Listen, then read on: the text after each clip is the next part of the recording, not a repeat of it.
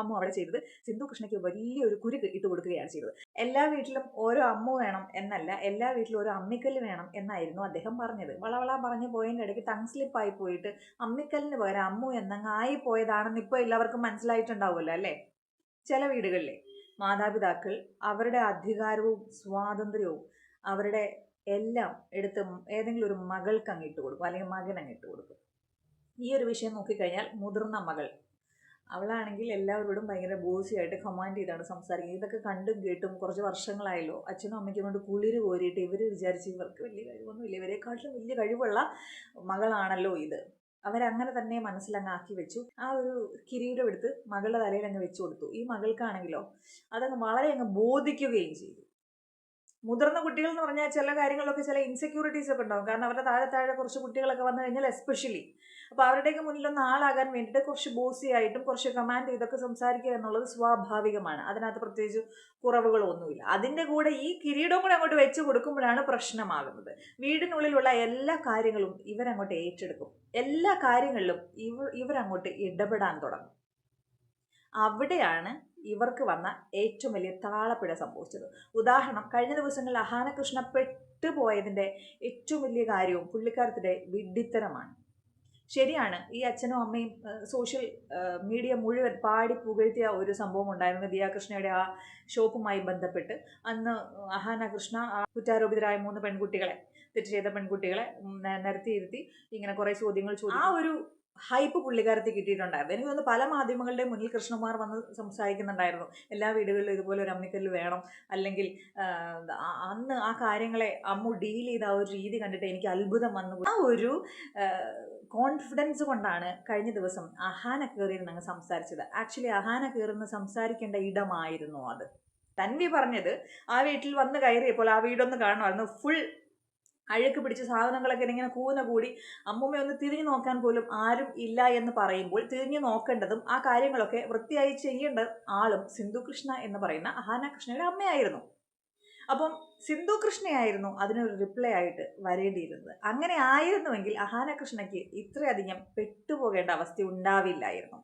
അഹാന കൃഷ്ണ അന്ന് ആ 3 പെൺകുട്ടികളെ മുന്നിലിരുത്തി ഈ ജഡ്ജ് ചെയ്ത്, അതായത് ഭയങ്കരമായിട്ട് ചോദ്യം ചെയ്യല്ലോ, ക്വസ്റ്റനിങ് ചെയ്തല്ലോ.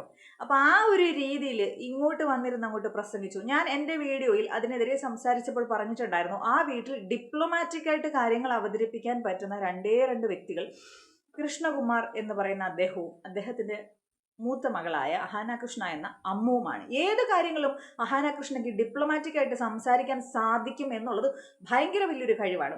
ആ ഒരു ലോങ് വീഡിയോയിൽ ഏകദേശം 1 hour ഉള്ള, അതായത് 1 week ഞാൻ ഈ വീഡിയോ ഇവിടെ ഇട്ടേക്കും എന്ന് പറഞ്ഞ് തൻവിക്കെതിരെയും അമ്മൂമ്മയ്ക്കെതിരെയും സംസാരിക്കുന്ന ആ വീഡിയോയുടെ അവസാനം പോലും പുള്ളിക്കാരത്തി, അതായത് ഇൻഡയറക്ട്ലി യൂട്യൂബേഴ്സിന് ഇട്ട് കൊടുക്കുന്നുണ്ട്. അതായത് നിങ്ങൾ ഒരു ഹ്യൂമാനിറ്റി കാണിച്ച് വേണം ഇതിനെ എടുക്കാൻ, അതായത് അഹാനയുടെ പക്ഷത്ത് നിന്ന് തന്നെ സംസാരിക്കണം എന്ന് പുള്ളിക്കാരത്തി ഇൻഡയറക്ട്ലി ഇട്ട് കൊടുക്കുകയായിരുന്നു.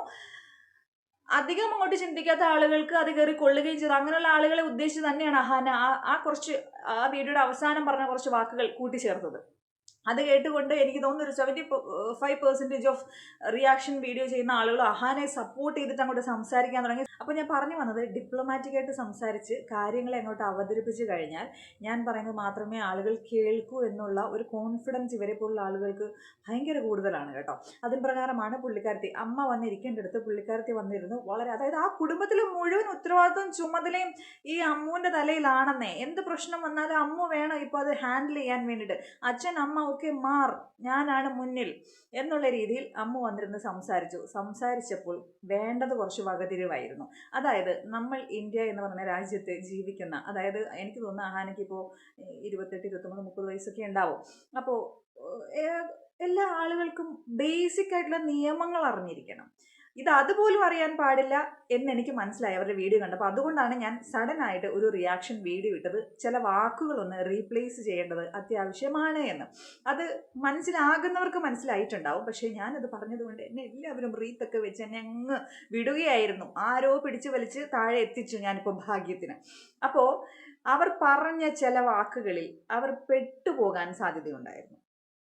ഒന്നാമത് അവർ പറഞ്ഞത് അവരുടെ അമ്മൂമ്മയെ കംപ്ലീറ്റ്ലി അവരുടെ ഫാമിലിയിൽ നിന്ന് ഒഴിവാക്കി എന്നുള്ള രീതിയിലുള്ള സംസാരമായിരുന്നു. അതായത് അമ്മയുടെ ചുമതല മുഴുവൻ, അതായത് സിന്ധു മാം എന്ന് പറയുന്ന ആ വ്യക്തിയുടെ ചുമതല മുഴുവൻ ഈ മകൾ ഏറ്റെടുത്തിട്ട് പറയുകയാണ്, ഞങ്ങൾ ഇനി അവരുമായിട്ട് യാതൊരു റിലേഷനുമില്ല, ആ റിലേഷൻ ഞങ്ങൾ കട്ട് ചെയ്തു എന്ന് 2 തവണ റിപ്പീറ്റ് ചെയ്തു. മൂന്നാമത്തെ തവണ റിലേഷൻ എന്നുള്ളത് മാറ്റിയിട്ട് സോറി, കോണ്ടാക്ട് ഞങ്ങൾ കട്ട് ചെയ്തു എന്ന് പബ്ലിക്, അതായത് സോഷ്യൽ മീഡിയ വഴി വന്ന് പറഞ്ഞു. ഈ പറയുന്ന പെൺകുട്ടിക്ക് ഞാൻ നേരത്തെ പറഞ്ഞതുപോലെ ബേസിക് ആയിട്ടുള്ള നിയമങ്ങൾ എന്താണെന്ന് പോലും അറിയില്ല എന്ന് തോന്നുന്നു.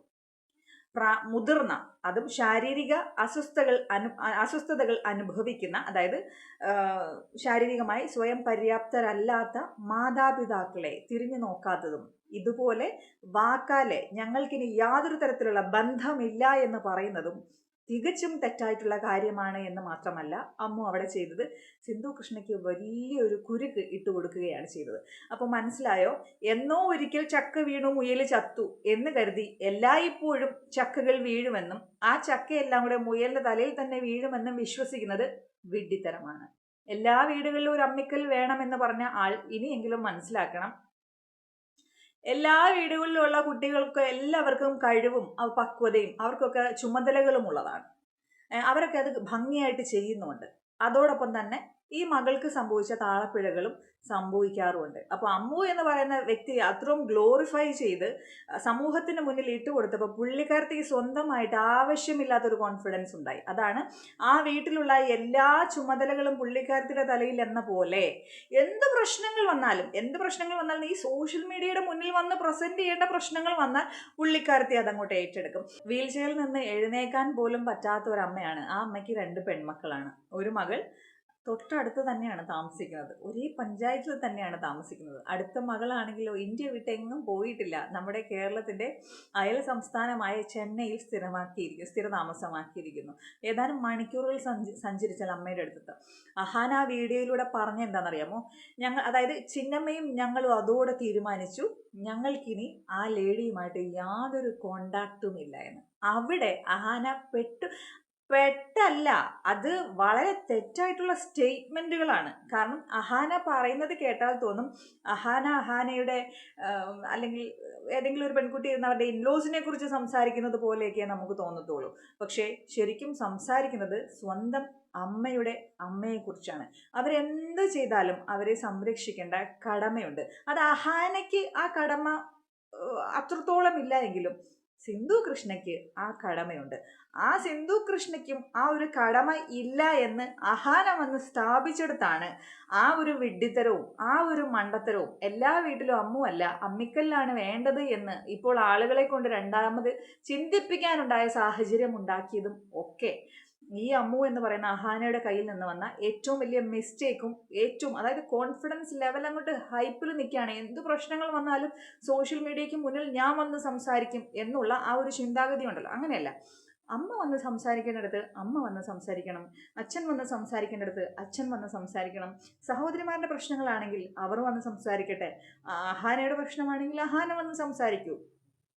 അതായത് വളരെ തെറ്റായിട്ടുള്ള രീതിയിലെ ചില ചിട്ടകളും കാര്യങ്ങളും ഒക്കെ നടക്കുന്ന ചില വീടുകളെ പോലെ, അതായത് അച്ഛനും അമ്മയും ഇരിക്കേണ്ടടുത്ത് മുതിർന്ന മക്കളെ ഇരുത്തുക. അവർ പറയുന്നത് പോലെ അമ്മ മാറി നിൽക്ക്, ഞാൻ സംസാരിക്കാം. അമ്മ സംസാരിക്കുന്ന രീതി അല്ല മകൾ സംസാരിക്കുമ്പോൾ വരുന്നത്. അമ്മയ്ക്ക് പറയാനുള്ളതായിരിക്കില്ല മകൾ സംസാരിക്കുമ്പോൾ വരുന്നത്. അമ്മ ഒരു പക്ഷേ സംസാരിച്ചിരുന്നുവെങ്കിൽ ഇത്രത്തോളം റൂഡായിട്ട് സംസാരിക്കില്ലായിരുന്നു എന്നെനിക്ക് തോന്നുന്നു. അറിയില്ല, ചിലപ്പോൾ ഇതിനേക്കാൾ കുറച്ചുകൂടെ ലോ ലെവലിൽ സംസാരം വന്നെന്നും ഇരിക്കാം. അങ്ങനെയാണെങ്കിൽ കൂടി അഹാന എന്തിനാ കാര്യങ്ങൾ പ്രസന്റ് ചെയ്തു? ഞങ്ങൾ ഇനി ആ ഒരു ലേഡിയുമായിട്ട് എന്ന് പറയുമ്പോൾ അമ്മയുടെ അമ്മയായിട്ട് അവരുമായിട്ടൊരു കോണ്ടാക്ട് ഇല്ല എന്ന് പറയാൻ തക്ക ഉത്തരവാദിത്തം, അതെ ആ വീട്ടിലെ മുതിർന്ന കുട്ടിയാണ്. പക്ഷെ ആ വീട്ടിലെ മുതിർന്ന കുട്ടിയേക്കാൾ വലിയ അച്ഛൻ അമ്മ അവരുണ്ടല്ലോ, അവരാണല്ലോ പറയേണ്ടത്. ആ വീട്ടിലുള്ളവർ ഇനി മറ്റൊരു വീട്ടുകാരുമായിട്ട് കോണ്ടാക്ട് ഇല്ല എന്ന് തീരുമാനിക്കുന്നത് അമ്മു എന്ന് പറയുന്ന വ്യക്തി അല്ലല്ലോ. സീനിയർ സിറ്റിസൺസിനെ എസ്പെഷ്യലി അവരൊരു വിധവയാണ്, ഭർത്താവ് മരിച്ചുപോയി. ഒന്ന് ആലോചിച്ച് നോക്കി, 8 മാസം ആ വീട്ടിൽ ആരുമില്ലാതെ, മീൻസ് അനിയത്തിയുടെയോ ചേച്ചിയുടെയോ മക്കളൊക്കെ വരുന്നുണ്ട് എന്ന് പറയുന്നത്. പക്ഷേ സ്വന്തം മക്കളും കൊച്ചുമക്കളുടെ അത്രയും വേറെ ആരെങ്കിലും വരും? എന്നെ അത്ഭുതപ്പെടുത്തുന്ന കാര്യം, ഈ അഹാന കൃഷ്ണയുടെ വീട്ടിൽ എത്ര പെൺപിള്ളേരാ? അഞ്ച് സ്ത്രീകളുണ്ട്. 5 സ്ത്രീകളുള്ള ആ വീട്ടിൽ ആ അമ്മയെ കൊണ്ടുവന്ന് താമസിപ്പിക്കുകയോ, ഇനി അമ്മയ്ക്ക് ഈ വൃത്തിപ്രശ്നങ്ങൾ കൂടുതലാണെങ്കിൽ അമ്മയുടെ അതേ വൃത്തിപ്രശ്നം തന്നെ ഈ മകൾക്കുമുണ്ട്. അത് തന്നെ അഹാനയ്ക്കുമുണ്ട്. കാരണം പല വീഡിയോകളിൽ ഇവരൊക്കെ പറഞ്ഞിട്ട് അഹാന ഭയങ്കര അടിക്കുപ്പുറക്കും വൃത്തിയും കാര്യങ്ങളൊക്കെയാണെന്ന്. അപ്പൊ എല്ലാവരെയും ഒരു കൊലയിൽ നമുക്ക് കെട്ടാം, ഒരു പൂക്കൊലയിൽ നമുക്ക് കെട്ടി ബൊക്കെയാക്കാം.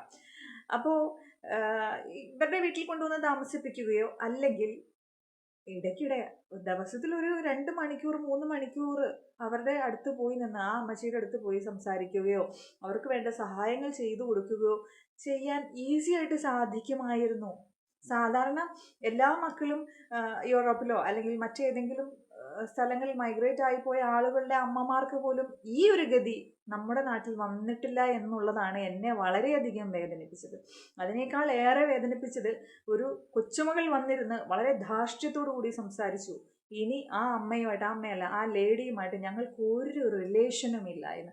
അമ്മയെ റെപ്രസെൻ്റ് ചെയ്ത് വന്ന് കൊച്ചുമകൾ സംസാരിക്കുമ്പോൾ അത് കേൾക്കുന്ന ആ പ്രായമായ മുത്തശ്ശിക്ക് എത്രമാത്രം സങ്കടമുണ്ടാവും.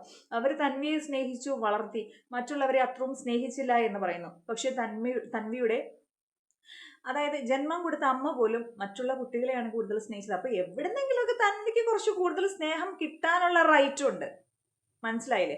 അതിനെ മാത്രം ഫോക്കസ് ചെയ്ത് കുറ്റപ്പെടുത്തി. എനിക്ക് തോന്നുന്നു അഹാന ഇന്നലെ ഇട്ട പോസ്റ്റിൽ പോലും തൻവിയോട് ഞങ്ങൾ ഫാമിലി സംസാരിച്ചു, അതായത് തൻവി ഇവരുടെ ഫാമിലിയിലല്ല, ഇവരുടെ ഫാമിലി സംസാരിച്ചു എന്ന് പറഞ്ഞാൽ ഇവരെല്ലാം ഒരു ഫാമിലി, തൻവി വേറെ ശത്രുപക്ഷത്ത് നിൽക്കുന്ന ഒരാളെ പോലെ. അതായത് ആ ഇട്ട പോസ്റ്റിനകത്തൊരു കുത്തിത്തിരിപ്പുണ്ട്. തൻവിയാണ് മിസ്റ്റേക്ക് ചെയ്തത്, കുടുംബകാര്യങ്ങൾ ജനങ്ങളിലേക്ക് എടുത്തിടുന്നത് തെറ്റാണെന്ന് ഞങ്ങൾ പറഞ്ഞ് മനസ്സിലാക്കി എന്നുള്ള രീതിയിൽ പോസ്റ്റ് ഇടുമ്പോൾ ആലോചിക്കുക.